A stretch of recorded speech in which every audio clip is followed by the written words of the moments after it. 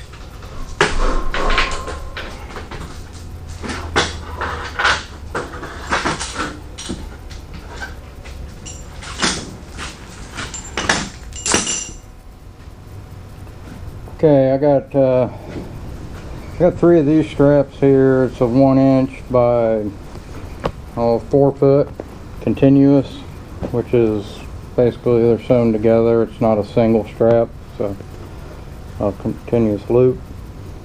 And I was using it in the basket form, which is 4,800 pounds is what it's rated for.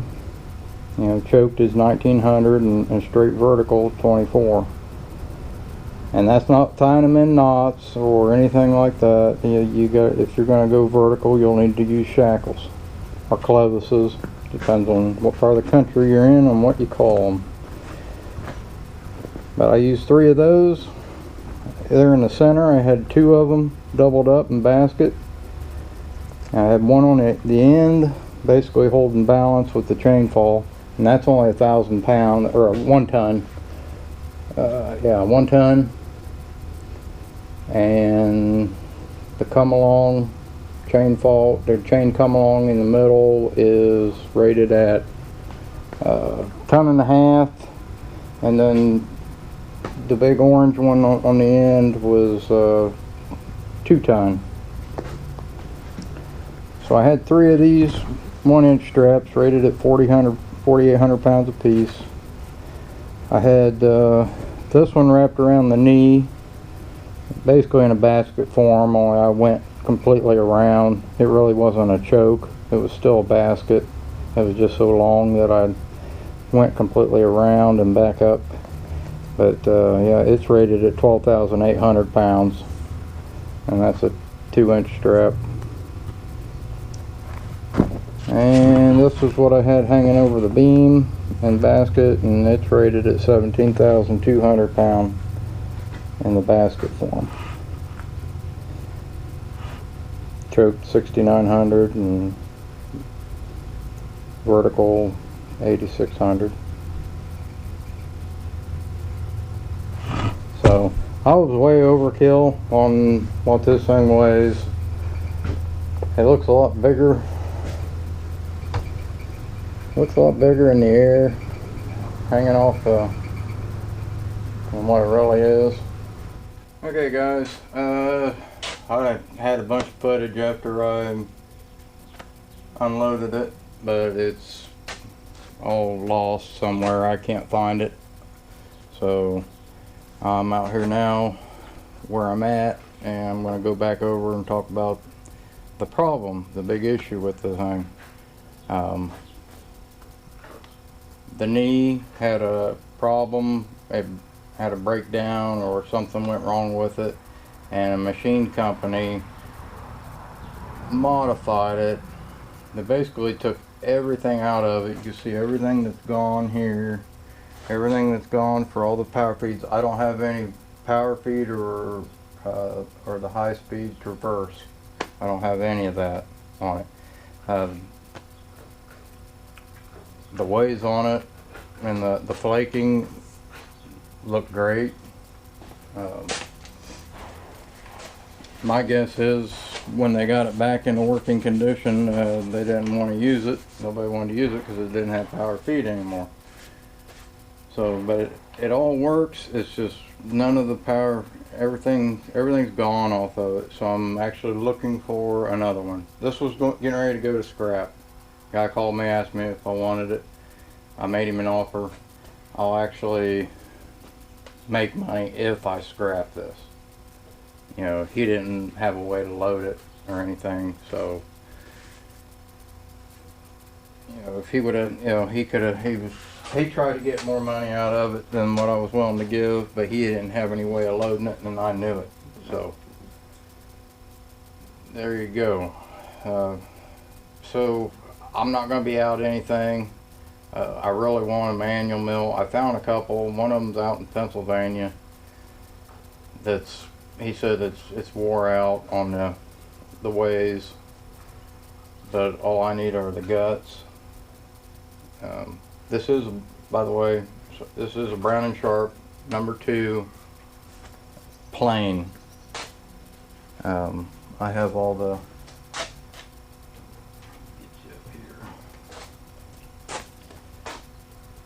been taking all the decals and everything off of it. So it's a #2 plain, light type, and you can see all the flaking in it looks good. I mean, down here you can tell where people have set stuff on it, but if I crank it moves real nice. I mean, tell the flaking here, and then here, this is real nice. I mean, it's in good condition, but there's no power feed to it anymore. The motor is still on it. I got the cover off looking to see what's missing. I mean, there's some of the parts still in it, just unhooked.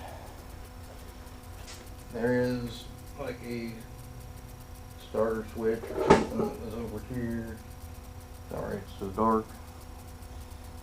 That's the contactor that starts this side. The pump works. everything here, this is all good. It all works. That's what turns the, turns it on, turns the spindle on. Everything in the back, I got it screwed shut, but that's the clockwise, counterclockwise switch. There's nothing, that's for a switch for the pump. There's nothing in there anymore, and they modified that with this box right there. It was mounted to the top. I mean, I don't have the vertical head that would mount up here on a swing over and mount on. So I do have the mount, but I don't have the vertical head for it. So that's the bad. I mean, this thing, it moves really nice. Just no power feed. So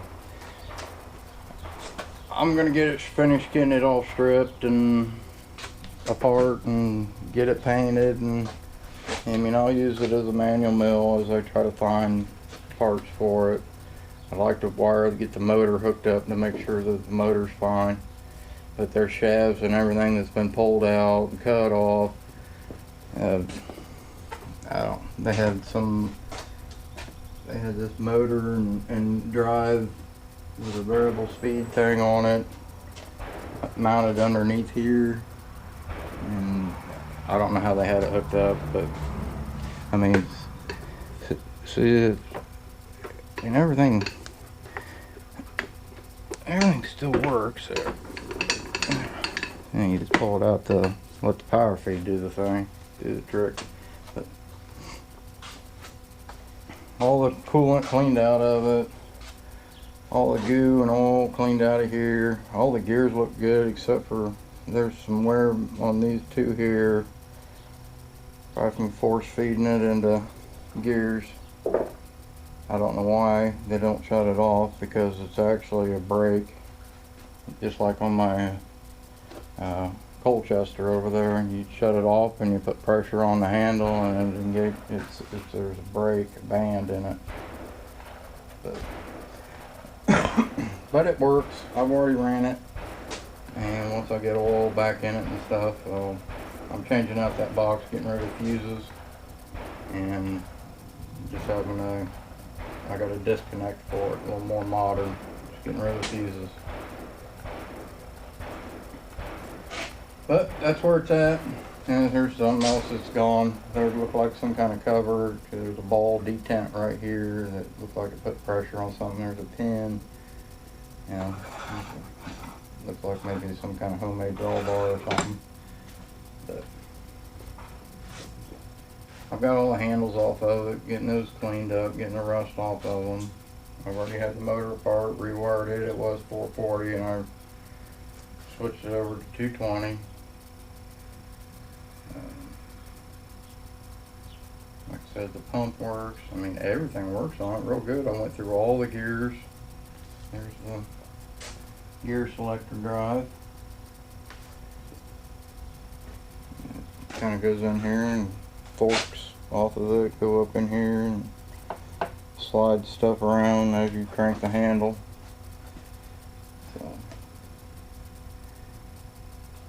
So, maybe I don't know. It'll probably, I'm no big hurry to get this thing up and running, because I'd much rather find another machine with good parts that I can put on this. Looking for a cheap, wore-out machine that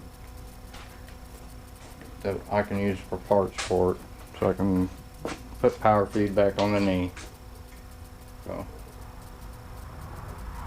alright, thanks for watching. I'll try to keep up to date on this at least once a month.